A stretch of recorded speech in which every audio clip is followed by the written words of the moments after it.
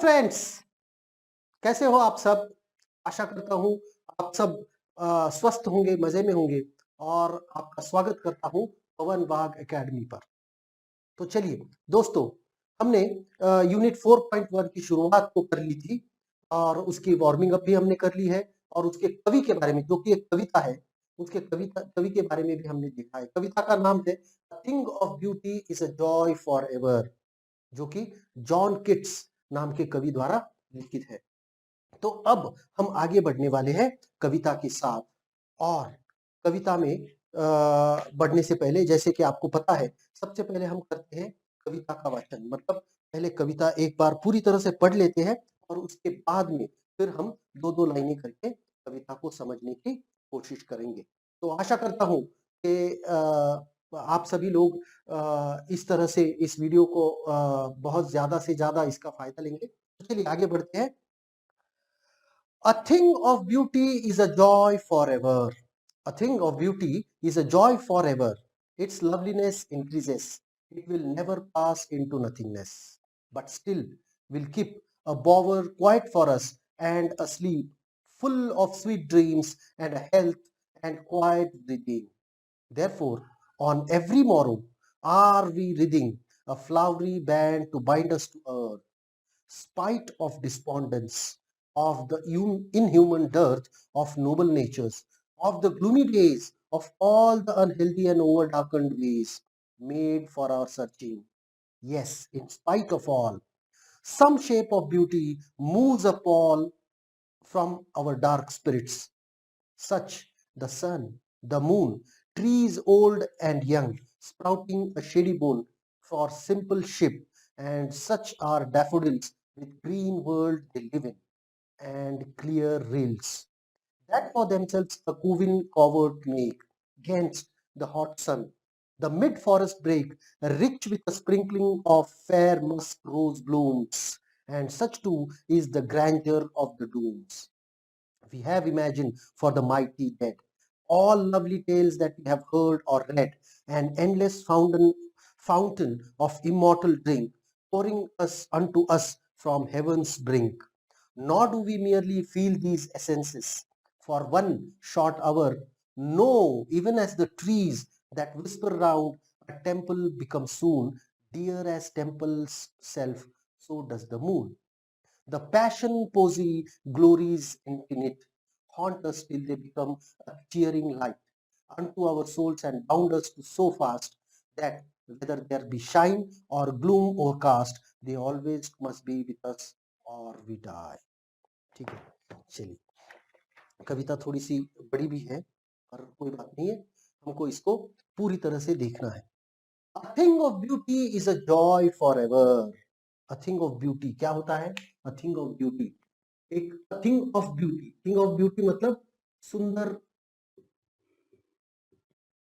उसको हम चीज कहें, वस्तु कहें, है ना? सुंदर वस्तु कहेंगे, चीज कहेंगे, क्या जो कुछ भी हम उसको कह सके, है ना?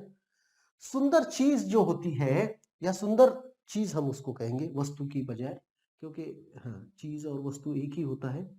सुंदर चीज जो होती है वो हमें हमेशा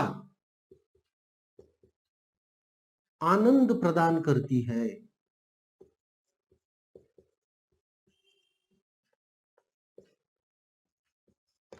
ना?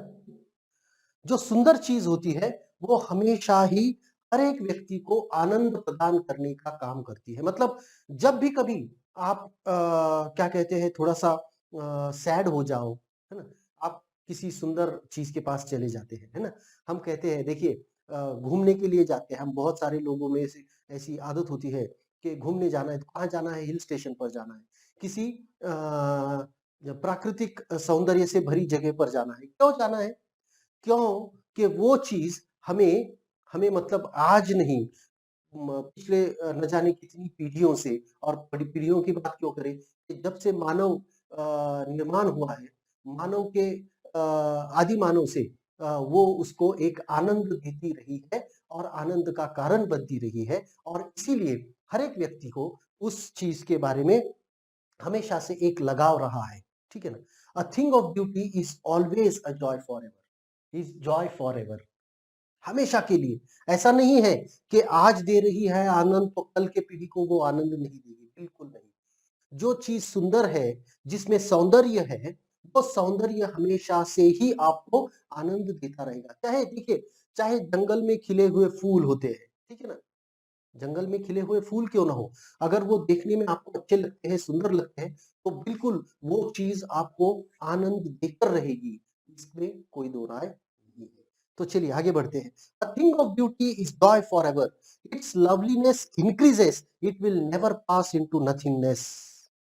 है ना, क्या होता है इसका मतलब कि इट्स लवलीनेस, उसकी जो सुंदरता है, उसकी जो एक खासियत है जो आनंद देने की, वो हमेशा से ही बढ़ती रहेगी, कभी भी it will never pass into nothingness, मतलब उसकी जो वैल्यू है वो कभी भी जीरो नहीं होगी।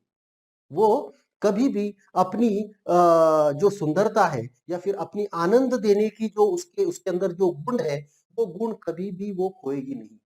सुंदर चीज, चीज अगर सुंदर है तो उसकी आनंद देने की क्षमता जो है वो बरकरार रहती है, वो कभी भी टूटती नहीं है, कभी भी कम नहीं होती है, उल्टा वो बढ़ती ही रहती है, ऐसा कवि का मानना है। It will never pass into nothingness, but still will keep a bower quiet for us, and a sleep full of sweet dreams and health and quiet breathing। पर पर वो जो चीज होती है उसकी अहमियत, उसकी इंपॉर्टेंस, उसका महत्व कम कभी भी नहीं होगा, और उल्टा वो क्या करेगी, it will keep a Bower quiet for us. Bower का मतलब क्या होता है, देखिए, शीतल छाया,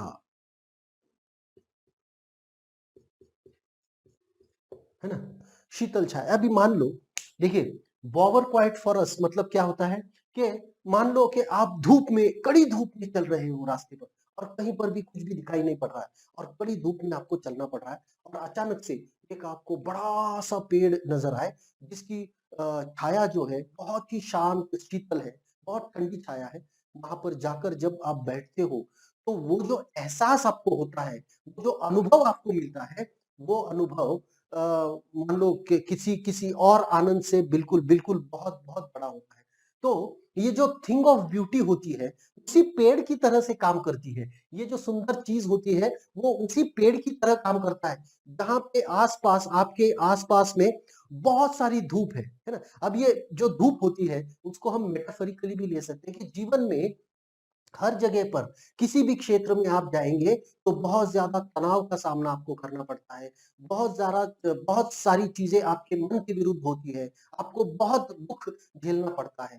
पर जब कभी आप किसी सुंदर वस्तु के पास जाते हो, चीज के पास जाते हो, तो जिस तरह से धूप में, कड़ी धूप में एक बड़ा पेड़ आपको छाया देता है, उसी तरह ये सुंदर वस्तु इस जीवन में आपको एक आनंद देने का काम करता है, आपके अंदर से एक अच्छे अनुभव आपको प्रदान करने का काम वो चीज करती है। तो it will keep a Bower quiet for us. और वो बॉवर में क्या करते हैं हम लोग वहां पर जाते हैं, और थोड़े से पैर पसार कर वहां पर लेट जाते हैं, और लेट करके फिर धीरे से हम सो जाते हैं। मतलब वो इतनी अच्छी लगती है कि इस थकावट भरी, या फिर थकावट भरी हमारी जो यात्रा है, उस यात्रा में वो जो पड़ाव होता है, वो हमें बहुत सारा सुकून प्रदान करता है। उसी तरह से उसी तरह से ये जो चीज होती है, सुंदर चीज होती है, वो हमको हमारे जीवन में सुकून प्रदान करने का काम करता है, शांति देने का काम हमें है। Quite breathing. Therefore, on every morrow are we reading a flowery band to bind us to the earth, है ना। और इसीलिए देखिए, ये जो चीज होती है, वो हमेशा हमको सुकून, आनंद, शांति देने का काम करती है। और इसीलिए इसीलिए एवरी मोरो मतलब यहाँ पर क्या होता है, हर एक दिन। एवरी मोरो मतलब टुमारो, है ना, इस तरह से। एवरी मोरो मतलब एवरी डे। इसीलिए हर दिन हम लोग क्या करते हैं, किसी ना किसी सुंदर वस्तु की खोज में हम रहते हैं, है ना। मतलब आज क्या करना है, तो आज कहीं पर अच्छी सा अच्छा सा नाटक देखना है, अच्छी किताब पढ़नी है, अच्छी कोई चीज देखनी है।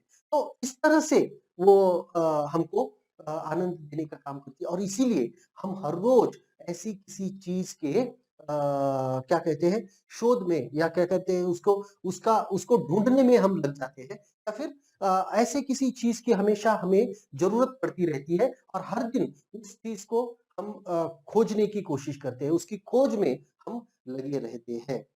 Therefore, on every morrow, are we reading a flowery band to bind us to earth? और इसीलिए हम क्या कर रहे हैं? हम वी आर रीडिंग मतलब है ना, रीडिंग मतलब जैसे हम हार बनाते हैं फूलों का, है ना, उसी को फूलों का हार, है ना, उसी तरह से हम कड़िया से कड़िया जोड़ करके एक सुंदर हार बनाने की कोशिश हर समय हम हमारे जीवन में करते रहते हैं। अब ये फूलों का जो हार होगा, ये रीडिंग जो होगी, हम खुद को उसके बीच में लाने की कोशिश करते हैं, रखने की कोशिश करते हैं। ये क्या होता है रीत? अलग अलग चीजें होती है, सुंदरता की अलग अलग चीजें हो सकती है, उनको संवारने में हम लगे रहते हैं, उनको इकट्ठा करने में हम लगे रहते हैं। इसीलिए हम करते हैं, क्यों? क्योंकि वो हमें सुकून प्रदान करती है। देखिए, सबसे पहली चीज तो थिंग ऑफ ब्यूटी क्या है, मतलब व्हाट, है ना, ठीक है। फिर वो उसका क्या कहते हैं, हम कारण बताते हैं या फंक्शन क्या है, या फिर उसको हम कहते हैं वो क्या है ना, व्हाट इज इट। उसके बाद में दूसरे जो दो लाइन्स है, it will pass into nothingness and it will, उसका उद्देश्य, ऑब्जेक्टिव, ठीक है। मतलब ये थिंग ऑफ ब्यूटी, है ना, फर्स्ट थ्री लाइंस, उसके बाद में थ्री लाइंस, है ना, इस तरह से पहली तीन लाइनें, है ना, फिर दूसरी और फिर हम क्या करते हैं, next three lines are what we do, है ना, हम क्या करते हैं, ठीक है। हम क्या करते हैं, हम क्या करते हैं कि हम हमेशा ऐसी किसी चीज की खोज में रहते हैं, ऐसी किसी चीज को खोजते रहते हैं ताकि वो चीज हमें हमेशा आनंद प्रदान करती रहे। और इन स्पाइट ऑफ, बावजूद, बावजूद, बावजूद इसके, बावजूद किस चीज के बावजूद, है ना, हम ये सब कर रहे हैं। देखिए, ये क्या है, फर्स्ट है what is a thing of beauty. Thing of beauty क्या है? Thing of beauty is a joy for ever, ठीक है। What is its objective? It its loveliness increases. It will never pass into nothingness. It will keep a bower quiet for us. वो क्या करती है? उसका objective क्या है? कि हमें आनंद प्रदान करने का काम है। उस हमें बहुत सारा सुकून और शांति देने का काम वो करती है। What do we do? इसीलिए हम क्या करते हैं? खुद के आसपास ऐसी चीजों का जमावड़ा हम करने की कोशिश करते रहते हैं। और अब किसके बावजूद, किस चीज के बावजूद हम करते हैं? इन स्पाइट ऑफ, और spite of despondence of inhuman dearth of noble natures, इसके बावजूद कि दुनिया में अच्छे लोगों की बहुत सारी कमी है। डर्थ, डर्थ मतलब कमी, है ना। नोबल नेचर्स मतलब अच्छे लोग, नोबल नेचर्स मतलब अच्छे लोग, है ना। मतलब इसके बावजूद कि दुनिया में अच्छे लोगों की बहुत ज्यादा कमी है। डिस्पोंडेंस, डिस्पोंडेंस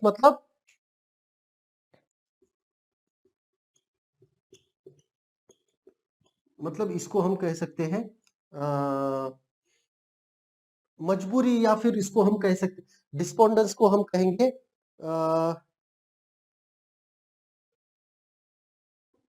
इसको हम कह सकते हैं कि कोई चीज जो हमें खलती है ना, खलती है मतलब हमें दुःख प्रदान करती है। कि क्या चीज़ हमें खल रही है कि इस दुनिया में अच्छे लोगों की कमी है। ये जो चीज़ हमें खल रही है वो क्या है? इस खलने के बावजूद भी, है ना? हमें पता है कि दुनिया में अच्छे लोगों की कमी है, इसके बावजूद भी हम हमारे आस-पास अच्छे चीज़ों को लेने की कोशिश करते हैं, अच्छी चीज़ों को रखने की हम कोशिश करते रहते हैं। कि इस दुनिया में अच्छे लोगों की कमी है, हम हमेशा हमारे आस-पास अच्छी चीज़ों को जमा करने की कोशिश करते रहते हैं, ताकि हमें जीवन में आनंद मिल सके, हमें सुकून मिल सके, हमें शांति प्रदान की जा सके। ठीक है? Of all the unhealthy and over darkened days कि दुनिया में जो कुछ भी बुरा है, उसके बावजूद अनहेल्दी वेज मतलब अच्छी चीजें नहीं है। ओवर डार्कन्ड वेज मतलब बहुत ज्यादा बुरी चीजें हैं, है ना? मेड फॉर अवर सर्चिंग, ढूंढ कर निकालो। एक एक हम ढूंढ कर निकालते हैं बुराइयां, पर ये सारी बुराइयां ढूंढने के बावजूद भी हम अच्छी चीजों को जमा करने की कोशिश करते हैं। Yes, in spite of all some shape of beauty moves away the pall. इन सब चीजों के बावजूद ऐसी कोई शक्ति है जो हमारे ऊपर से हमारे दिल पर जो एक काली घनी छाया हमें घेरे रहती है, हमारे दिल को घेरे रहती है, उसको काले घने छाया को हटाने का काम वो करती है। पॉल का मतलब होता है कफन, है ना? मतलब ऐसी कोई चीज जरूर है जो हमारे ऊपर से कफन, हमारे दिल के ऊपर से ना, मूव्स अवे द पॉल मतलब यहाँ पर कफन तो उसका अर्थ होता है, पर यहाँ पर उसका मतलब जो है वो है कि हमारे दिल पर जो काली घनी छाया बैठी है, उसको हटाने का काम थिंग ऑफ ब्यूटी हमेशा करती है। देखिए कितना भी, देखिए मान लो आप बहुत दुखी हो, कोई बहुत बुरी घटना आपके साथ हुई, बहुत बुरा आपको लग रहा है, और किसी अच्छी जगह पर चले जाओ जहाँ पर बहुत अच्छा तालाब है, अच्छे-अच्छे पेड़ है, सौंदर्य से भरी वो चीज़ है, तो निश्चित तौर पर, ज़ाहिर तौर पर आपको बहुत शांति वहाँ पर मिलती है। ठीक है? भले ही आपका दुःख कम ना हो, पर आपको शांति वहाँ पर मिलती है, थोड़ा-सा आपको सुकून मिलता है, वो विचार आपके बाजू में हो जाते हैं और आप थोड़ा उसका आनंद लेने लग जाते हो।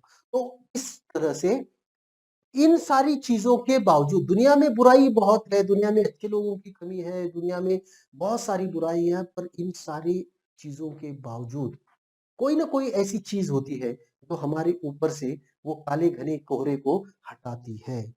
Some shape of beauty moves away the pall from our dark spirits, है ना? कोई ना कोई चीज होती है जो हमारे ऊपर से वो चीज हटाती है, और वो क्या चीजें हैं? What are the things of beauty? What things, है ना? अब ब्यूटी की क्या क्या चीजें हैं? क्या चीजें या कौन सी चीजें हम कहेंगे, है ना? कौन सी चीजें हैं?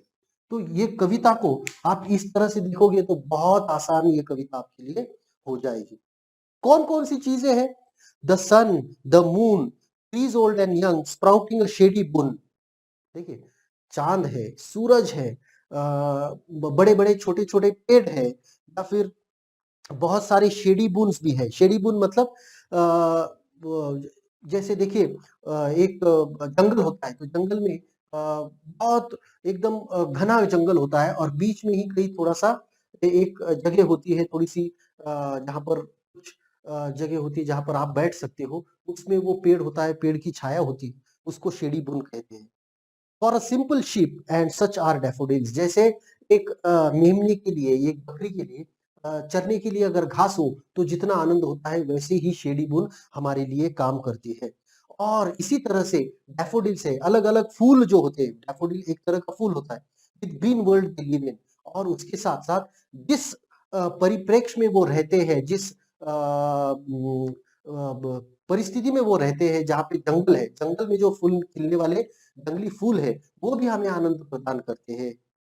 एंड क्लियर रील्स, और स्वच्छ बहने वाली धारा, है ना? नदी तो नहीं कह सकते, धारा मतलब पहले छोटी धारा होती है, फिर उसको बड़े होते होते वो नदी बन जाती है ना? तब तक उसमें बहुत सारी गंदगी भी आकर मिलती है, पर जैसे वो जहाँ पर निकलती है, वहां पर वो जो उसका पानी होता है एकदम दिखने में स्वच्छ पानी होता है, पीने जैसा ठंडा पानी होता है, तो वो क्लियर रील्स जो हमको आनंद देती है, that for themselves a cooling covert make. और ये जो रील्स बहती है, ये जो धाराएं बहती रहती है, वो बहते बहते अपने लिए खुद एक कूलिंग कॉवर्ट बनाती है। मतलब ऐसे बहते हुए जाती है तो मुड़ जाती है, तो कहीं पर मुड़ने के बाद कुछ छोटे छोटे पौधे वहां पर उगकर आते हैं और वहां पर उनके लिए छाया प्रदान करते हैं। दोनों साइड, दोनों बाजू से पेड़ ऐसे छाया करते हैं, पेड़ हो या फिर छोटे छोटे पौधे हो, वो उनके लिए अपने आप छाया करते रहते हैं।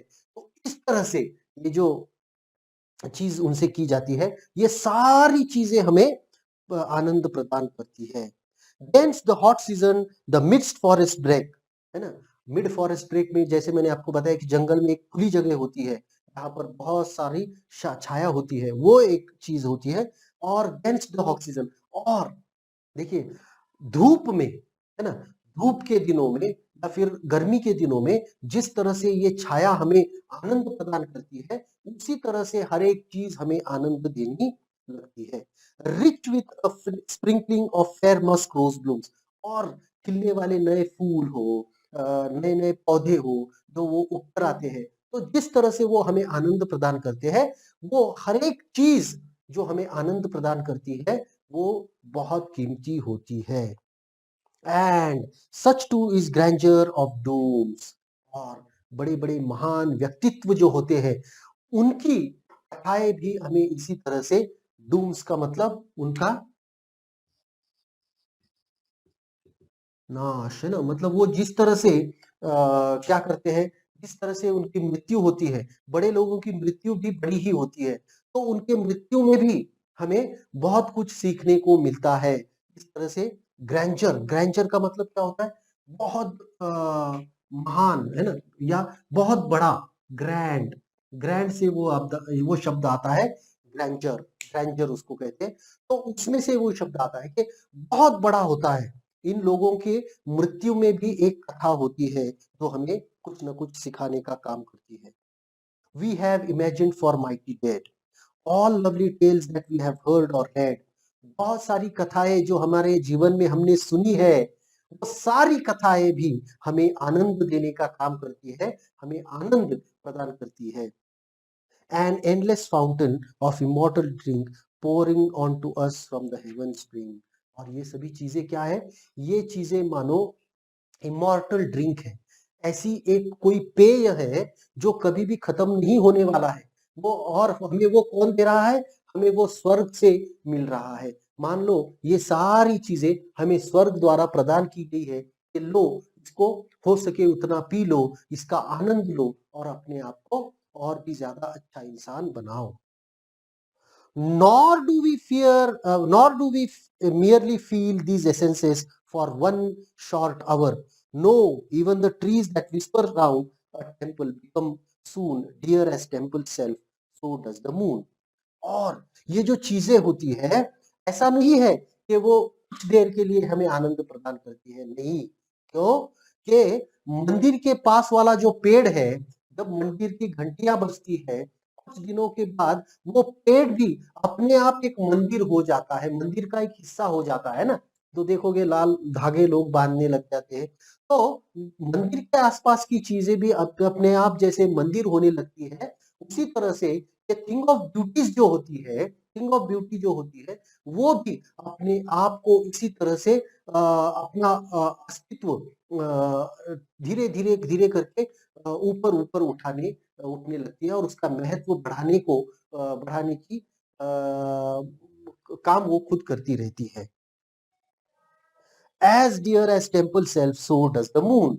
और देखिए जिस तरह से एक पेड़ जो मंदिर के परिसर में होता है, वो भी मंदिर का एक हिस्सा बन जाता है, वो भी अपने आप खुद एक मंदिर बन जाता है, उसी तरह से ये हर एक चीज हमें इस तरह से आनंद प्रदान करती है कि मानो वो कभी उसका महत्व खत्म होगा ही नहीं। The passion poesy glories infinite. और देखिए इनफाइट, इन्फिनाइट, है ना, और पैशन पोजी मतलब जो कविता कवि ने बहुत ही क्या कहते हैं, ज्यादा स्ट्रांगली उसको फील हो रहा है, उसकी इमोशनल, है ना, उसकी जो भावना है तीव्र भावनाओं में आकर जो कविता लिखी जाती है, वो भी उसी तरह का आनंद हमें प्रदान करती है। ग्लोरी इज इनफाइनाइट, और कितनी तरह से उसको लोग सराहते हैं। बहुत ज्यादा उसका नाम होता है, बहुत वो लोकप्रिय हो जाता है। haunt us till they became a cheering light। और हमें वो, देखिए, एक बार देखने के बाद जब आप घर पे चले जाते हो, तब भी वो चीजें आपके साथ रहती है। और आखिर में वो चीजें सिर्फ सौंदर्य के लिए नहीं, तो ये चीजें हमें हमेशा के लिए एक चियरिंग लाइट की तरह काम करती है। हमेशा जब भी दुख हो, तो आप देखिए, ऐसा जरूरी नहीं है कि हर बार आपको वहीं पर जाना है। कुछ दुख होने के बाद भी आप घर पर बैठे-बैठे उस चीज़ के बारे में सोच लेते हो, और आपको सुकून मिलने लग जाता है, शांति प्रदान होने लगती है। तो उसी तरह से ये चीज़ें होती है, ये चीज़ें हमेशा उस आपके साथ होनी ज़रूरी नहीं है, वो कहीं पर भी हो। एक बार आपने उसको देख लिया, उसका आनंद ले लिया, तो वो जो आनंद आपके दिमाग में रहता है, तो वो हमेशा आपको याद दिलाया जाता है। आप अपने आप को वो याद दिलाते रहते हैं, और एक बार के बाद वो आपको चीयरिंग लाइट की तरह काम करता है, जैसे आपको रास्ता दिखाने का काम करता है कि नहीं भाई, दुख कितना भी हो, पर ये चीज तो मुझे आनंद दे रही है, सुकून देती है, ठीक है, इसमें से भी मैं निकल जाऊंगा। इस तरह का कॉन्फिडेंस देने का काम वो हमें कर रही है। unto our souls and bound us so fast। और वो हमारे हृदय में, वो हमारे आत्मा में इस तरह से बस जाती है, और इस तरह से हमें जकड़ लेती है कि हम उसे भूल ही नहीं पाते। That whether there be shine or gloom overcast. और परिस्थिति चाहे कैसी भी हो, चाहे हम आनंद में हो या बहुत बड़े दुख में हो, वो चीज जब आप सोचोगे उसके बारे में, तो वो आपको आनंद ही प्रदान करेगी, आनंद ही देगी, सुकून ही देगी, शांति ही देगी। They always must be with us और वी डाई। और ये जो चीजें हैं, यही हमारे जीवन को और भी सुंदर बनाती है, नहीं तो हम तो मर ही जाए, है ना। अगर ये चीजें ना होती, तो शायद हम जीवन ही नहीं जी पाते, जीवन जीना ही कठिन हो जाता। इस तरह से कवि कह रहा है, ठीक है। कवि की जो बात है वो बहुत ही सही बात है, और इसी चीजों से हम एक मानव कहलाते हैं। देखिए, सौंदर्य का जो सौंदर्य तो अपनी जगह पर है, उसने तो हो सकता है प्रकृति ने सौंदर्य बनाया हो या किसी व्यक्ति ने बनाया हो, पर हम लोग जो उसको देख रहे हैं, उनके दिल में भी कहीं न कहीं वो सौंदर्य का भाव होता है। इसलिए तो आप उससे कनेक्ट होते हो, इसलिए तो आप उसको देख कर के खुश हो जाते हो, क्योंकि कहीं पर अपने अंदर भी वो सौंदर्य की पहचानने की, सौंदर्य पहचानने की, उसको उसका आनंद लेने की भावना आपके मन में कहीं न कहीं होती है। ठीक है? तो आशा करता हूँ ये वीडियो आपको पसंद आया होगा। पसंद आया है तो इसको लाइक कीजिएगा, दोस्तों के साथ शेयर कीजिएगा, और पवन वाघ अकेडमी को सब्सक्राइब करिएगा, ताकि ऐसे नए-नए वीडियोस आपको मिलते रहें। Thank you very much. Good bye.